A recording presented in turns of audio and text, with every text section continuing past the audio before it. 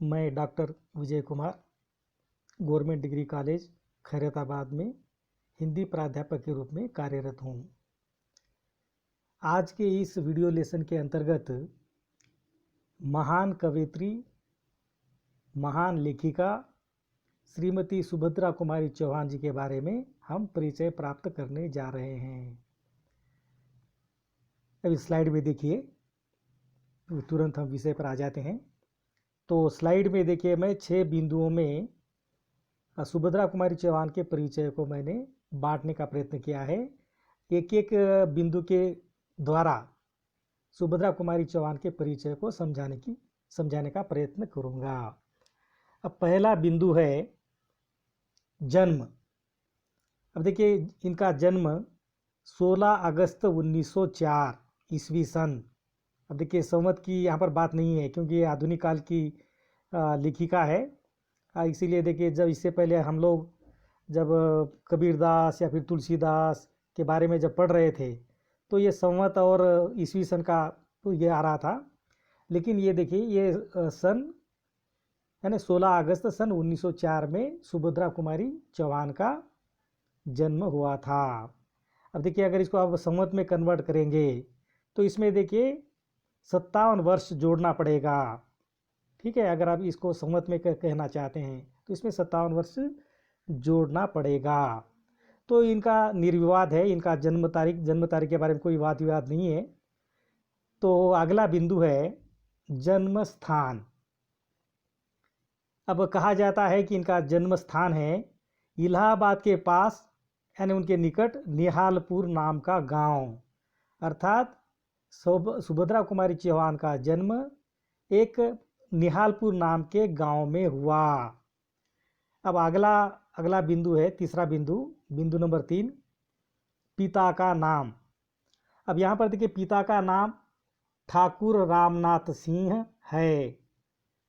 ठाकुर रामनाथ सिंह कहा जाता है कि वो एक जमींदार थे और सुभद्रा कुमारी चौहान का परिवार बहुत ही प्रतिष्ठित परिवार माना जाता था। जमींदार था, इसका मतलब समझ में आ ही जाता है कि एक ज़माने में देखिए जमींदार कितने रईस हुआ करते थे।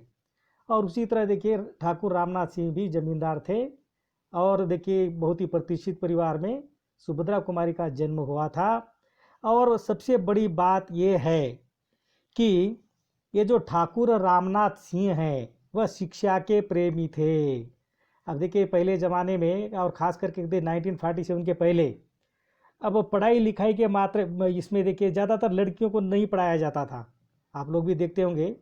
खैर, प्रचलन तो चल गया था कि लड़कियों को पढ़ाने का, लेकिन पहले ऐसा नहीं था। जैसे महात्मा फुले के पहले, यानी महात्मा फुले ने पहली बार देखिए उनकी पत्नी को पढ़ाया, फिर उनकी पत्नी को शिक्षक बनाया, फिर बाद में देखिए लड़कियां स्कूल जाने लगी।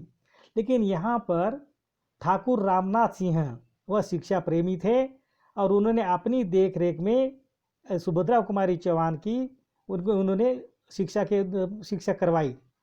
अब ये भी कहा जाता है कि सुभद्रा कुमारी चौहान की 4 बहनें और 2 भाई थे। अर्थात एक सुभद्रा कुमारी और 4 बहनें, अर्थात 5 बेटियां और 2 बेटे। अर्थात ठाकुर रामनाथ सिंह को 5 बेटियां और 2 बेटे थे। अर्थात भरा पूरा परिवार था। अब 5 बेटी और 2 बेटे कोई छोटा परिवार नहीं है। तो ये ठाकुर रामनाथ सिंह एक जमींदार थे और शिक्षा प्रेमी थे और इसीलिए शायद सुभद्रा कुमारी चौहान पढ़ लिख पाई उस ज़माने में। अब स्लाइड में चौथा नंबर है, स्लाइड में देखिए, चौथा है पति का नाम। अब देखिए, यहाँ पर पति का नाम है ठाकुर लक्ष्मण सिंह चौहान। अब देखिए, ये भी शायद बहुत अमीर घराने के थे, ठाकुर लक्ष्मण सिंह चौहान।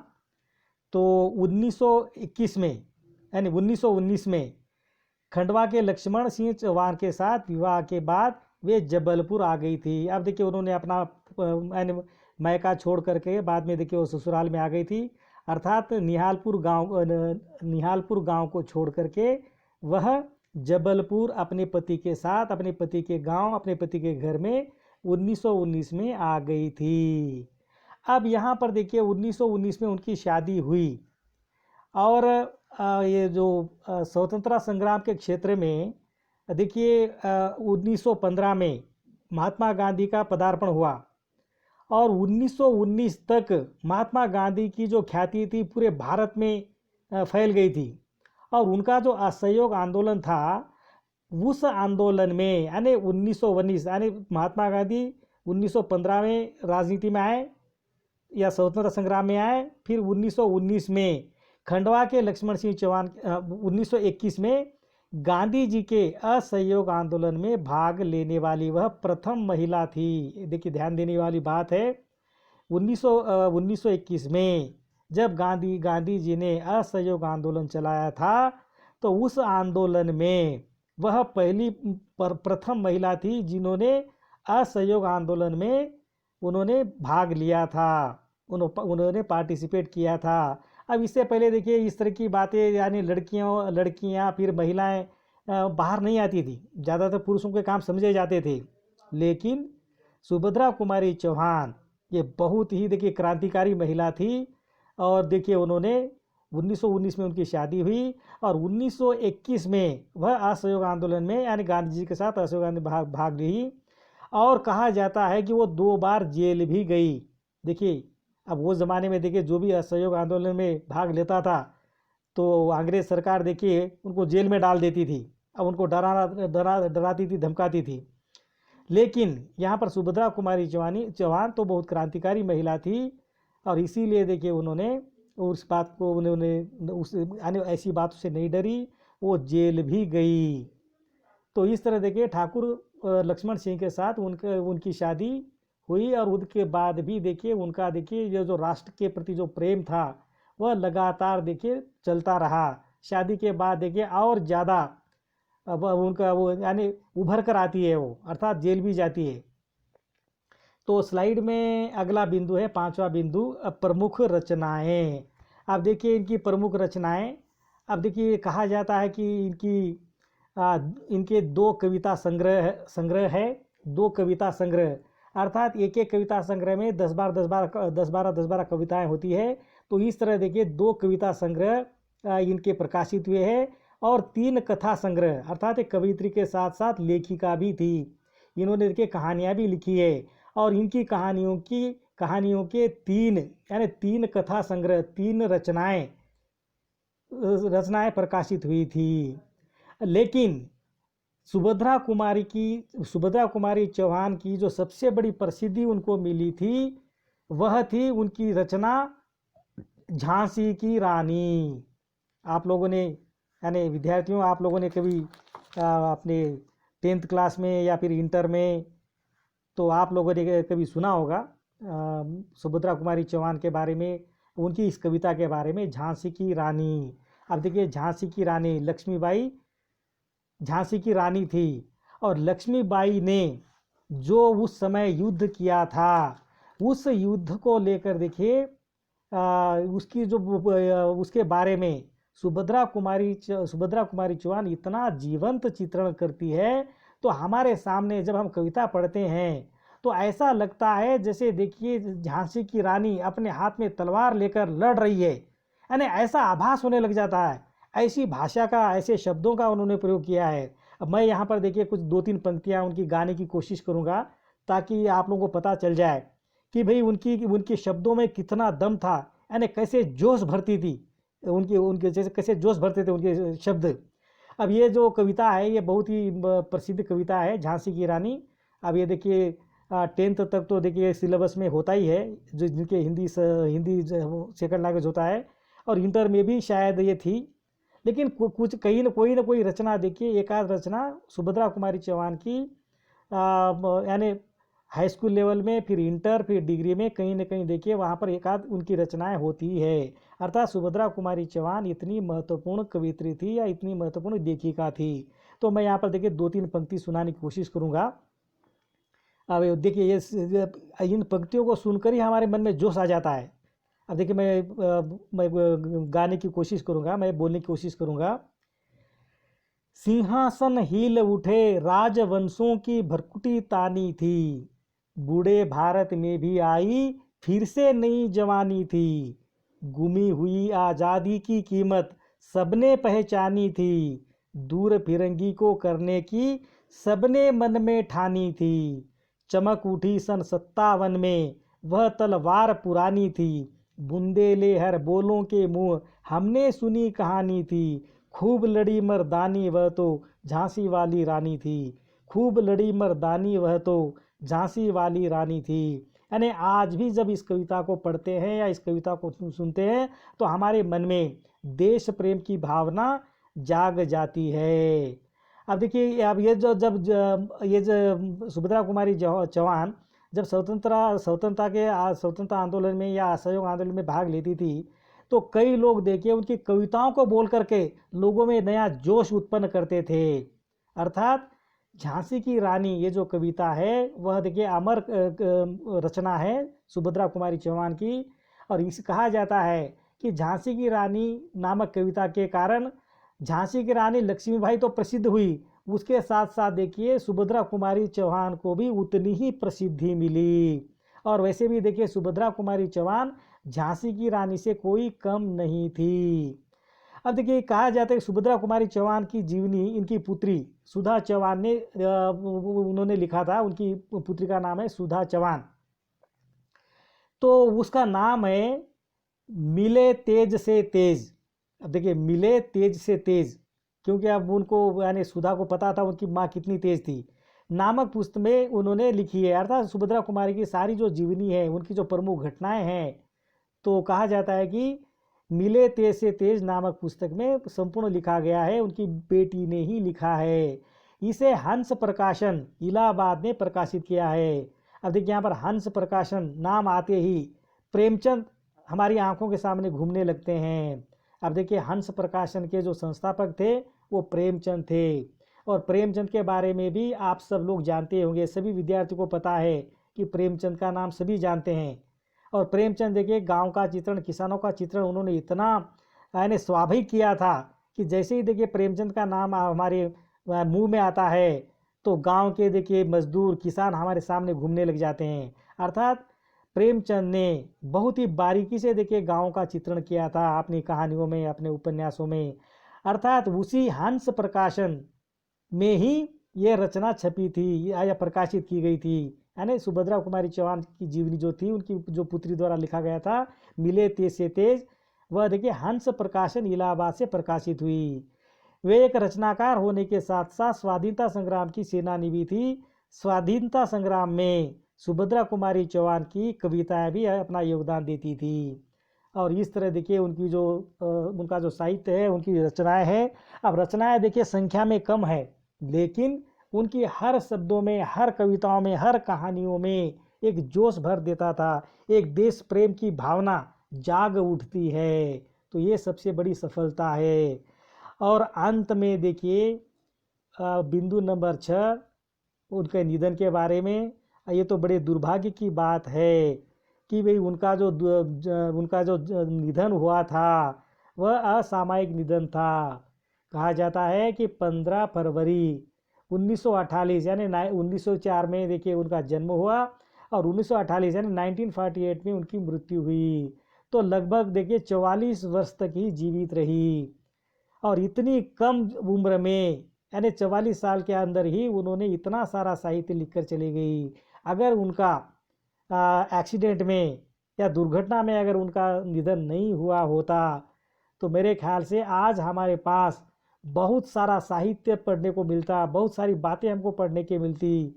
कहा जाता है कि जब वो देखिए पार्लियामेंट संसद को देखिए अपनी कार में बैठ करके जा रही थी, तो कहा जाता है कि सामने से जब उनकी कार तेज़ रफ्तार से चल रही थी तो अचानक सामने कुत्ता आ जाता है।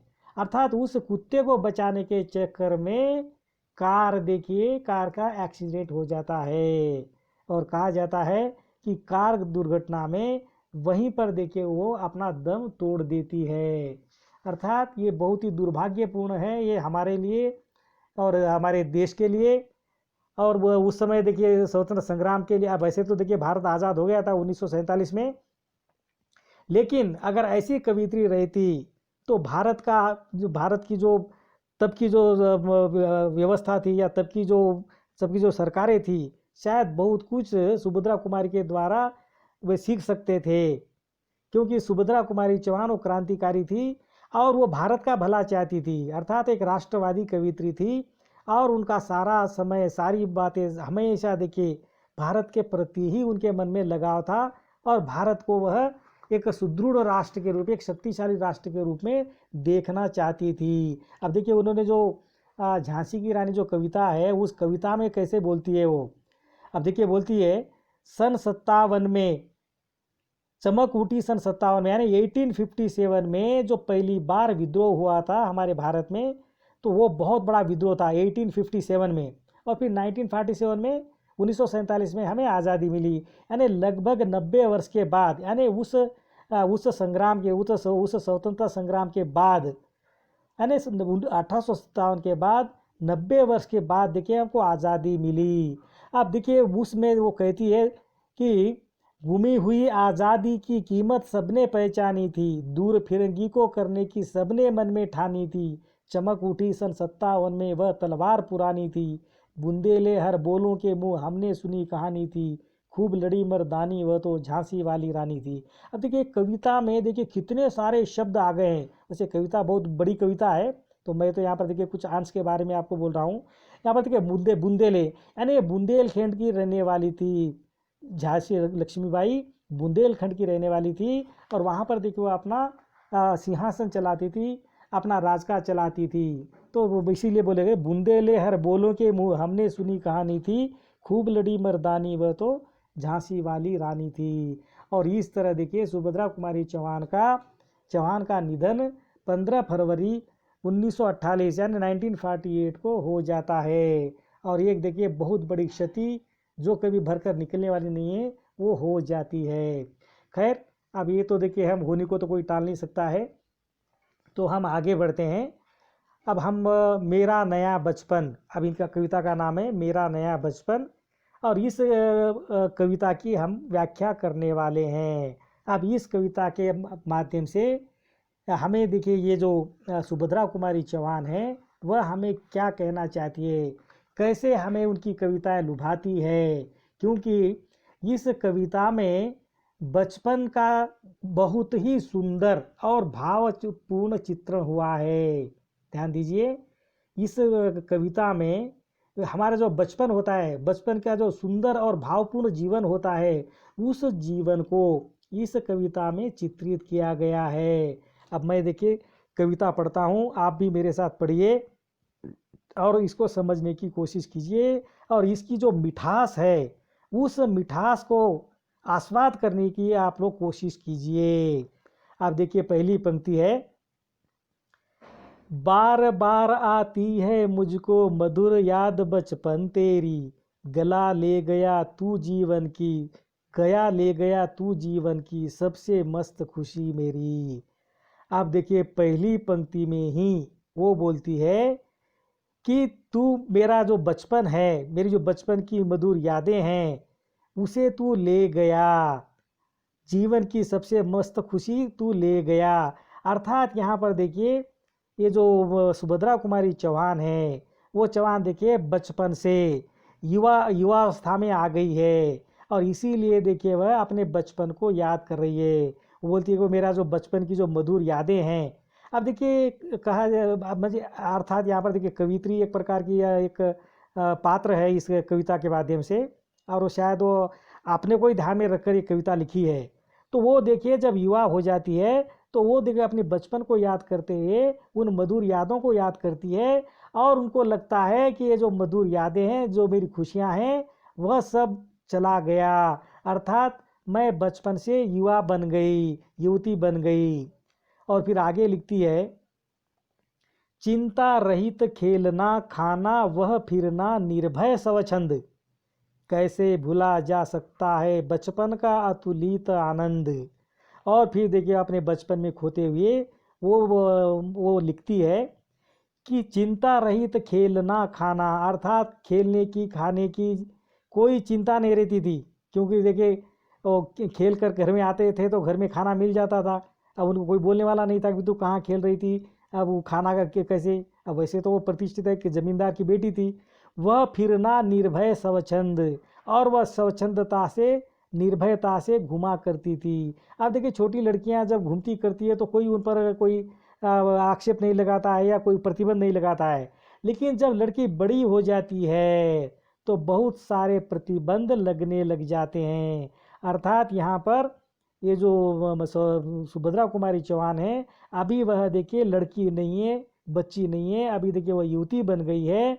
और इसीलिए बोलती है कि मैं युवती बनने के कारण पहले जिस तरह देखिए मैं खेलती थी, जिस तरह से खाना खाती थी, जिस तरह से मैं घूमती थी स्वच्छंद होकर, स्वतंत्र होकर, कैसे भूला जा सकता है बचपन का अतुलित आनंद। अर्थात वो जो अतुलित आनंद, वो जो अनंत आनंद, वो जो देखिए कभी यानी समाप्त न होने वाला जो आनंद था, वह सारा आनंद चला गया। अर्थात अब मैं बच्ची नहीं ले रही, मेरा बचपन चला गया। बचपन के साथ साथ सारे सुख सारे आनंद भी चले गए।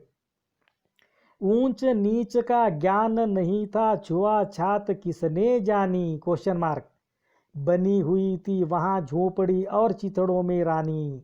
देखिए स्क्रीन पर देखिए, ऊंच नीच का ज्ञान नहीं था। आप देखिए बचपन में ये ऊंच नीच, बड़ा छोटा, अब श्रेष्ठ या फिर दलित या फिर ब्राह्मण, या इस तरह की जो जातिवादी जो भावना होती है, वो सारी बातें वहाँ नहीं होती है।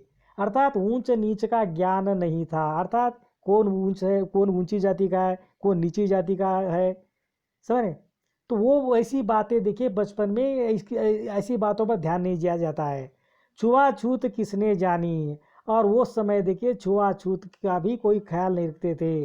अर्थात छुआछूत तो देखिए अब हमारे भारत में तो देखिए 1947 के बाद में देखिए धीरे धीरे ये जो छुआछूत की जो समस्या थी वो धीरे धीरे बंद हुई है। क्योंकि मैं जब बचपन में छोटा था तो हमारे गांव में भी एक दलित परिवार रहता था, तो कोई लोग देखे उनको नहीं छूते थे। जब वो बावड़ी में पानी भरने के लिए जाते थे तो उनको पानी यानी वो पानी दूसरे लोग उनको ऊपर से डालते थे उनके घड़े में।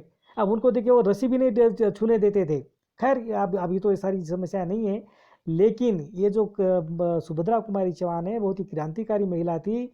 और हमारे समाज में जो देखिए ऊंच नीच छुआछूत की जो भावना थी उसके खिलाफ भी थी। यानी क्रांतिकारी लोग ऐसे ही होते हैं, यानी जहाँ पर भी कोई कुछ असमानता होती है, जहाँ पर भी कहीं अन्याय होता है, तो उस अन्याय के खिलाफ ये लोग उठ खड़े हो जाते हैं। अर्थात सुभद्रा कुमारी चौहान भी छुआछूत, ऊंच नीच, इनकी विरोधी थी, इनको नहीं मानती थी। बनी हुई थी वहाँ झोपड़ी और चिथड़ों में रानी। और आगे बोलती है कि देखिए छोटे बच्चे छोटी छोटी झोपड़ियाँ बनाते हैं, छोटी छोटी कुटियाँ बनाते हैं, और उन कुटियों में देखिए जो कतरन होते हैं ना, चिथड़े, चिथड़े माने कतरन, जो देखिए कपड़े वपड़े सीने के बाद या घर में फटा पुराना जो कपड़ा होता है, उन कपड़ों से देखिए राजा रानी बना करके वो झोपड़ी में रखते हैं छोटे बच्चे। तो झोपड़ी बनाते छोटी सी, उस झोपड़ी में देखिए वो जो कतरन होती है, जो चिथड़े होते हैं, वो जो पुरानी जो कपड़े होते हैं, फटे हुए कपड़े होते हैं, उनसे रानी बनाकर वो देखिए अपने झोपड़ी में रखती है। अर्थात अब देखिए जो गांव का तो जीवन आज भी ऐसा ही है। गांव में तो आज भी शायद लड़कियां खेलती है, शहरों की बात मैं नहीं मानता, शहरों में शायद उतना नहीं होता होगा, लेकिन गांव में आज भी ऐसा जीवन चल रहा है। किए दूध के कुल्ले मैंने चूस अंगूठा सुधा पिया, किए दूध के कुल्ले मैंने चूस अंगूठा सुधा पिया, किलकारी किलोल मचाकर सुना घर आबाद किया। और देखिए कहा जाता है कि वो ज़माने में घर में दूध की कमी नहीं रहती थी। घर में देखिए बहुत सारी गायें भैंसें बकरियां रहती थी उस ज़माने में, और वो तो ज़मींदार थे, उनके पास तो देखिए उनके घर में दूध नहीं, दूध की कोई कमी नहीं होगी। और इसीलिए देखिए सुभद्रा कुमारी बोलती है कि बचपन में मैंने दूध के कुल्ले किए, अर्थात इतना ज़्यादा दूध था, और उसी के साथ साथ देखिए हमने अंगूठा भी चूस करके सुधा पाया। अब देखिए कहा जाता है कि छोटे बच्चे अपने पाँव के अंगूठे को, नहीं तो हाथ के अंगूठे को, उंगली को भी देखिए चूसते हैं, और कहा जाता है कि उनको चूसने से उनको ऐसा लगता है कि जैसे दूध आ रहा हो। और किलकारी किलोल मचाकर सुना घर आबाद किया, अर्थात जब मेरा जन्म मेरे घर में हुआ, जब मैं किलकारी मारती थी, किलोल करती थी, किलोल मचाती थी, तब ऐसा लगता था जैसे सुना घर आबाद किया। रोना और मचल जाना भी क्या आनंद दिखाते थे। और आगे बोलती है रोना, अब देखिए रोने का भी अपना आनंद था और मचलने का भी अपना आनंद था। अब देखिए रोने से क्या होता था, अब छोटे बच्चे जब रोते हैं तो वो जो मांगते हैं उनकी इच्छा पूरी की जाती है, नहीं तो रोना शुरू कर देते हैं, वो बंद नहीं करते हैं। तो कई बार तो देखिए जानबूझकर भी रोते हैं ताकि माता पिता को दया आ जाए और वो जो मांग रहे हैं उनको मिल जाए। अर्थात रोना और मचल जाना भी क्या आनंद दिखाते थे। बड़े बड़े मोती से आंसू जयमाला पहनाते थे। और देखिए रोने के समय क्या होता है, दोनों आंखों में से देखिए आंसू टपकने लग जाते हैं। अर्थात आंसू टपकने लग जाते हैं, यानी लगातार आंसू टपकने से एक जयमाला की तरह आंसू की जयमाला बन जाती है। अर्थात वह मोती से आंसू की जयमाला पहनाते थे। अर्थात दोनों आंखों से देखिए आंसू गिरने के कारण वह देखिए ऐसा लगता था जैसे देखिए जयमाला पहनी हुई हो। मैं रोई, माँ काम छोड़कर आई, मुझको उठा लिया, झाड़ पोंछ कर चूम चूम गीले गालों को सुखा दिया। अब देखिए वो बोलती है, जब मैं रोती थी तो मेरी माँ चाहे कितना भी ज़रूरी काम क्यों न हो, वो ज़रूरी काम छोड़कर, यानी बेटी से बढ़कर, अपनी संतान से बढ़कर अपनी माँ के लिए कुछ नहीं होता है, तो वो देखिए बोलती है कि मेरी माँ काम छोड़ करके मुझे उठा लेती थी और झाड़ पोंछ कर, क्योंकि अब देखिए अब बाहर जब खेलने जाते हैं तो धूल मिट्टी में ही खेले जाते हैं, तो वो झाड़ पोंछ कर चूम चूम गीले गालों को सुखा दिया। अर्थात जो गाल देखिए आंसू के कारण गीले हो गए थे, उन गालों को चूम चूम कर मेरी माँ ने उन गालों को सुखा दिया। अर्थात यहाँ पर देखिए हर माँ अपने बच्चों के साथ ऐसे ही करते हैं। जैसे ही बच्चा बाहर से रोता हुआ आता है तो पहले उनको चूम करके उनको देखिए पहले ढांढस बंधा देती है, फिर बाद में देखिए अपने बच्चों को समझाती है। दादा ने चंदा दिखलाया, नेत्र नीर यूत दमक उठे, धुली हुई मुस्कान देकर सबके चेहरे चमक उठे। और देखिए घर में दादा दादी भी रहते थे, तो वो बोलती है कि दादा ने कुछ चंदा दिखलाया। अब यहाँ पर दादा जो शब्द है, अब देखिए वो उनके ग्रैंडफादर के लिए भी हो सकता है, उनके बड़े भाई के लिए भी हो सकता है, लेकिन अब ज़्यादातर देखिए दादा दादी भी हुआ करते थे पहले संयुक्त परिवार में। तो दादा क्या करते हो, जब लड़े वो जो जब वो रोती हुई घर आती थी तो उनको देखिए चंदा दिखलाया जाता था, उनको हाथ में गोद में उठा करके, देखो देखो बेटा कैसे देखो चंदा मामा दिख रहा है। और ये ऐसा कह करके जिन आंखों से देखिए आंसू बह रहे थे, वहीं आंखें देखिए चांद को देखकर चमकने उठती है, दमकने लगती है। और जो धुली हुई मुस्कान थी देखकर सबके चेहरे चमक उठे। अर्थात उनकी जो धुली हुई मुस्कान, अर्थात उनकी मुस्कान धुल गई थी, अर्थात वो चंदा देखने के इसमें अपना रोना भूल गई थी। और उनकी धुली हुई मुस्कान देख करके सब लोगों के घर के सब लोगों के चेहरे चमक उठते थे। अर्थात जब छोटे जो लड़के लड़कियां होती है, जब वो रोने के बाद जब खुश होती है, जब वो मुस्कुराती है, तो सारे लोग मुस्कुराने लग जाते हैं, उनके आनंद में ही अपना आनंद समझते हैं। वह सुख का साम्राज्य छोड़कर मैं मतवाली बड़ी हुई, लुटी हुई कुछ ठगी हुई सी दौड़ द्वार पर खड़ी हुई। अब देखिए वो बचपन से युवती बनी, अब युवती बनने के बाद यहाँ पर वो बोलती है कि वह सारा सुख साम्राज्य छोड़कर मैं मतवाली बड़ी हुई, अर्थात मैं अभी बड़ी हो गई हूँ। अर्थात अब मेरी शादी होने वाली है। लुटी हुई कुछ ठगी हुई सी दौड़ द्वार पर खड़ी हुई, अर्थात अब मैं लुटी हुई सी कुछ ठगी हुई सी हो गई। अर्थात अब देखिए गांव में क्या होता था, जब लड़कियां देखिए 14-15 साल की हो जाती थी, यानी 12 साल से ही देखिए, मैंने तो बचपन में देखा है 12-13 साल की लड़कियों की शादी कर देते थे, यानी गांव में 12-13 साल बहुत ज़्यादा माना जाता था। अब उससे पहले तो देखिए बाल विवाह भी होते थे। तो यहाँ पर देखिए ये जो सुभद्रा कुमारी चौहान है, वो ये कहना चाहती है कि जैसे ही मैं बड़ी हुई मेरी शादी हो गई और ऐसा लगता है कि मेरी ज़िंदगी लूट गई या मैं ठगी हुई सी दौड़कर द्वार पर खड़ी हो गई।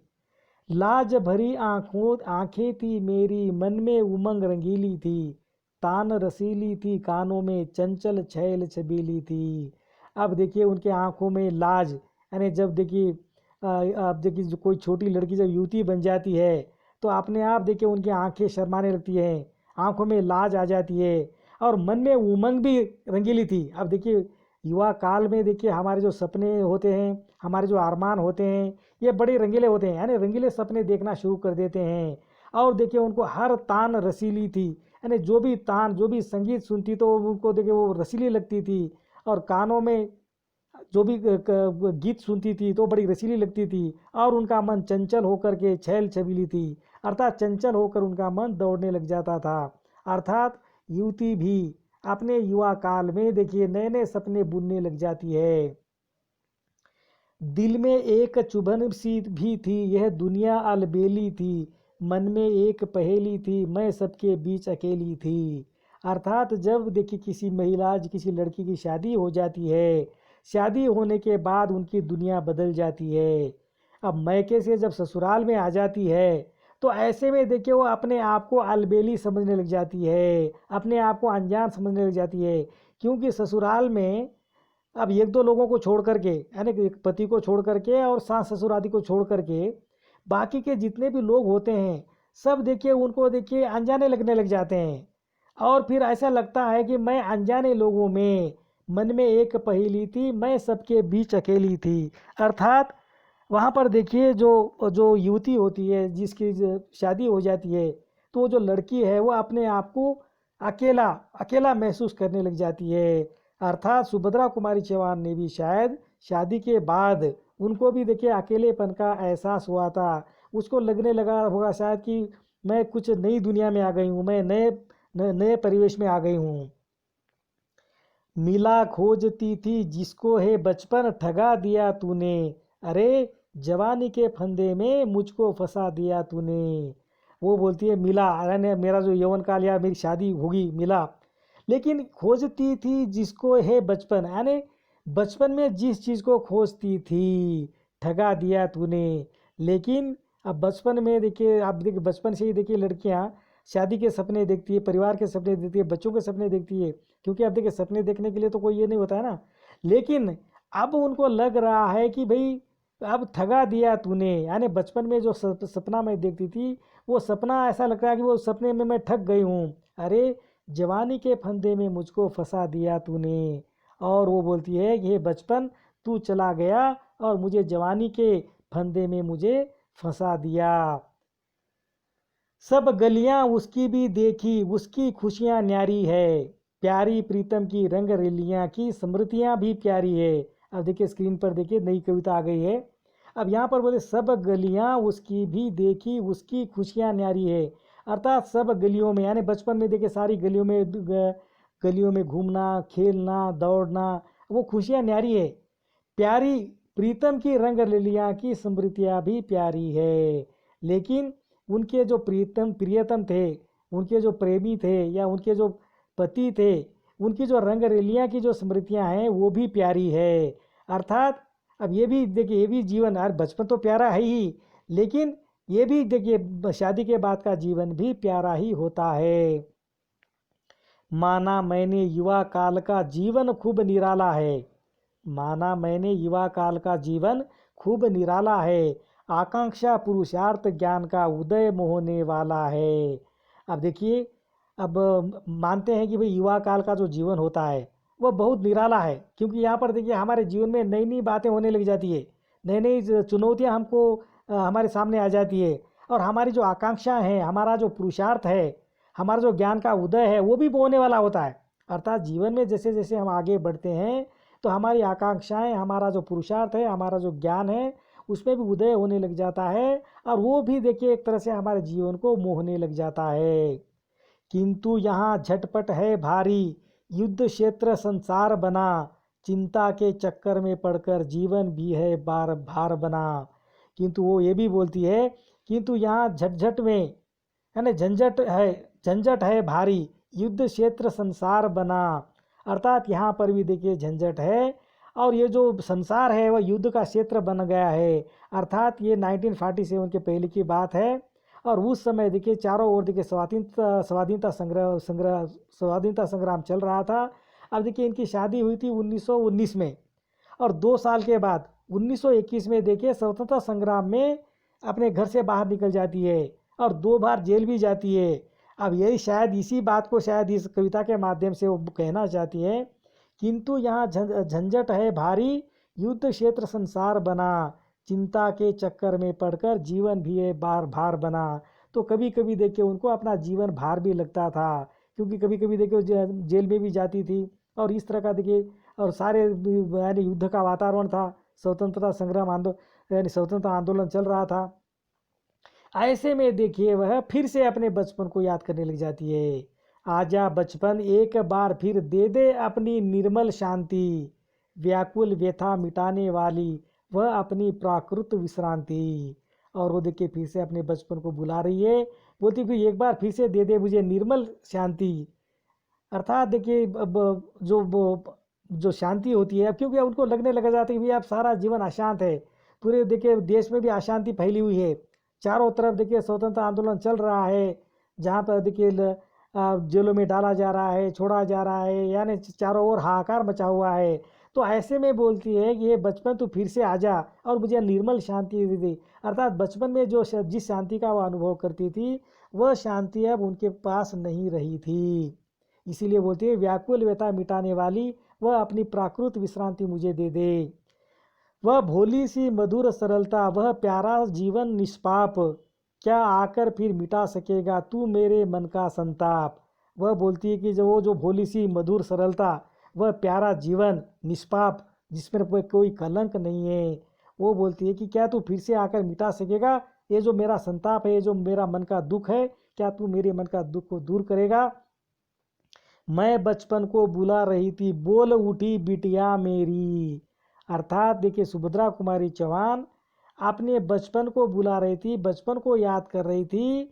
ऐसे में उनके घर भी उनको भी एक बेटी, एक पुत्री जन्म लेती है। देखिए इससे पहले मैंने कहा था ना, उनकी जो बेटी जिसका नाम है सुधा, सुभद्रा कुमारी की बेटी सुधा चौहान, जिन्होंने देखिए मेरी माँ की जीवनी को लेकर मिले तैसे तैसे कहानी भी लिखी थी, शायद यही लड़की होगी और इसी के बारे में शायद सुभद्रा कुमारी ने चित्रण किया होगा। वो बोलती है मैं बचपन को बुला रही थी बोल उठी बिटिया मेरी, नंदन वंशी फूल उठी एक छोटी सी कुटिया मेरी। और वो बोलती नंदन वंशी यानी सुंदर वन, नंदन वन यानी सबसे सुंदर वन कहा जाता है, उसमें देखिए फूल उठी यह छोटी सी कुटिया मेरी। अर्थात मेरी जो छोटी सी कुटिया है फिर से देखिए फूल उठी, फिर से महक गई। अर्थात यहाँ पर सुभद्रा कुमारी चौहान के घर में एक बेटी का पदार्पण हो गया है। अर्थात सुभद्रा कुमारी चौहान को बेटी यानी उनके घर में बेटी पैदा हुई है, अर्थात सुभद्रा कुमारी चौहान यहाँ पर माँ बन गई है। अब देखिए ये जो मेरा नया बचपन जो कविता है, अब उनसे देखिए बचपन से लेकर युवा काल से लेकर शादी, अब शादी होने के बाद वह माँ भी बन गई है। माँ वो कहकर बुला रही थी मिट्टी खाकर आई थी, कुछ मुंह में कुछ लिए हाथ में मुझे खिलाने लाई थी। अब देखिए वह अपनी बेटी की यादों में खो जाती है और वो बोलती है माँ ओ माँ, माँ ओ माँ। देखिए ज़्यादातर बच्चे देखिए अपने माता पिता को दो दो तीन तीन बार पुकारते हैं, अब माता पिता सुनकर भी अनसुना करते हैं, तो वो देखिए बहुत नज़दीक आकर कान में आकर चिल्लाते हैं, आपने भी बचपन में किया होगा। माँ वो कहकर बुला रही थी मिट्टी खाकर आई थी। अब देखिए ज़्यादातर गाँव में बच्चों को देखिए मिट्टी खाने की आदत होती है, पता नहीं क्या हमारे शरीर में कम होता है। देखिए हम लोग भी देखिए जो चाकपीस होता है ना, वो कलम को खा जाते थे हम, तो कलम को खाना या मिट्टी को चखना, अरे स्वादिष्ट भी लगती है मिट्टी। तो ये जो बचपन में क्या होता है, ये भी शायद उनकी जो बेटी थी खेलने गई होगी और उधर से देखिए मिट्टी खाकर आई, कुछ मुंह में लिए कुछ लिए हाथ में मुझे खिलाने आई थी। और वो लड़की को शायद मिट्टी अच्छी लगी और कुछ मिट्टी को उन्होंने चखा और थोड़ी सी मिट्टी अपने हाथ में लेकर अपने माँ को खिलाने के लिए लेके आई। पुलक रहे थे अंग, द्रगों में कुतूहल था छलक रहा, मुंह पर थी आह्लाद लालिमा, विजय गर्व था झलक रहा। अब वो बोलती हैं कि उनके जो अंग है वो पुलक रहे थे और उनके जो आंखें उनमें कौतूहल छलक रहा था, मुंह पर थी आह्लाद लालिमा, अर्थात उनका मुंह पूरा लाल था, विजय गर्व था झलक रहा। और वो जो छोटी लड़की थी उसे लग रहा है कि मैंने बहुत बड़ा मैदान मार कर आई हूँ। मैंने पूछा ये क्या लाई, बोल उठी वह माँ काओ। देखिए यहाँ पर खाओ नहीं काओ, क्योंकि छोटे बच्चे देखिए तुतलाती जबान में बात करते हैं। तो यहाँ पर बोले मैंने पूछा ये क्या लाई, बोल उठी वह माँ काओ, वह हुआ प्रफुल्लित हृदय खुशी से, मैंने कहा तुम ही खाओ। अर्थात वो बोलती भी तुम ही खाओ। अर्थात लड़की को बोलती है, उनकी छोटी बेटी को बोलती है कि जो मिट्टी लेकर के आई तू ही खा। पाया मैंने बचपन फिर से, देखिए यहाँ पर स्लाइड चेंज हो गई है, स्क्रीन पर देखिए। पाया मैंने बचपन फिर से, बचपन बेटी बनाया, उसकी मंजुल मूर्ति देकर मुझमें नवजीवन आया। अब देखिए यहाँ पर सुभद्रा कुमारी चौहान बोलती हैं कि मैंने बेटी को पा करके फिर से देखिए मैंने मेरा बचपन को पा लिया, उसकी मंजुल मूर्ति अर्थात उनकी सुंदर मूर्ति देखकर, मेरी बेटी की सुंदर मूर्ति देखकर मुझ में नव जीवन आया। अर्थात ऐसा लग रहा है कि मुझे नया जीवन मिल गया है, अभी मैं नई हो गई हूँ। अर्थात मैं फिर से देखिए वो बचपन वाली जो मधुर यादें हैं, अब जैसे सुभद्रा कुमारी चौहान को लगता है कि अब वह अपनी बेटी के साथ वह भी बेटी बन गई है, वो भी देखिए बचपन में चली गई है। मैं भी उसके साथ खेलती खाती हूँ, तुतलाती हूँ, मिलकर उसके साथ स्वयं में भी बच्ची बन जाती हूँ। अर्थात सुभद्रा कुमारी चौहान बोलती है मैं भी मेरी बेटी के साथ खेलती हूँ, उनके साथ खाती हूँ, उनके साथ तुतलाती हूँ। यानी तुतलाती जबान में देखिए बात करना, क्या कर ले बेटा, इधर आओ बेटा, इस तरह की जो तुतलाती बातें होती है। अभी भी देखिए छोटे बच्चों से जब हम बात करते हैं तो उनकी तुतलाती जबान सुनकर हम तुतलाती जबान में ही उनको जवाब देना पसंद करते हैं और वो भी खुश होते हैं। तो यहाँ पर देखिए सुभद्रा कुमारी चौहान बोलती है कि मैं मेरी बेटी के साथ खेलती हूँ, खाती हूँ, तुतलाती हूँ, और मुझे लगता है कि मैं भी स्वयं भी यानी मैं स्वयं भी छोटी बच्ची बन जाती हूँ। अर्थात एक महिला के जीवन में दूसरी बार जब वो माँ बनती है तो फिर से देखिए वह भी बच्चा बन जाती है या बच्ची बन जाती है। फिर से देखिए उनको बचपन उनको प्राप्त हो जाता है कि वो जो बचपन में उन्होंने किया था वो अपने बच्चे के बचपन में देखती है, और बच्चों के साथ खेलते हुए, बच्चों के साथ खाते हुए, बच्चों के साथ तुतलात जबान में बात करते हुए अपने आप को देखिए हम बचपन में ले जाते हैं। जिसे खोजती थी बरसों से अब आकर उसको पाया, भाग गया था मुझे छोड़कर वह बचपन फिर से आया। और वो देखिए अंत में बोलती है, ये देखिए मेरा बचपन कविता की जो अंतिम पंक्तियां हैं, दो पंक्तियां, और इस पंक्तियों में वह बोलती है कि जिसको मैं खोजने की कोशिश कर रही थी, जिनको मैं बरसों पहले छोड़ आई थी, अब उस जीवन को मैंने फिर से पाल लिया है, फिर से प्राप्त कर लिया है। भाग गया था मुझे छोड़कर वह बचपन फिर से आया, जो बचपन मुझे छोड़कर भाग गया था वह बचपन फिर से आया है। अर्थात वह अपनी बच्ची के साथ अपने आप को बच्ची यानी अपने बचपन को याद करती है। और इसीलिए देखिए यहाँ पर मेरा नया बचपन, अर्थात उनको फिर से नया बचपन मिल जाता है अपनी पुत्री प्राप्त होने के बाद। और इस तरह देखिए ये कविता यहाँ पर समाप्त होती है। बहुत बहुत धन्यवाद।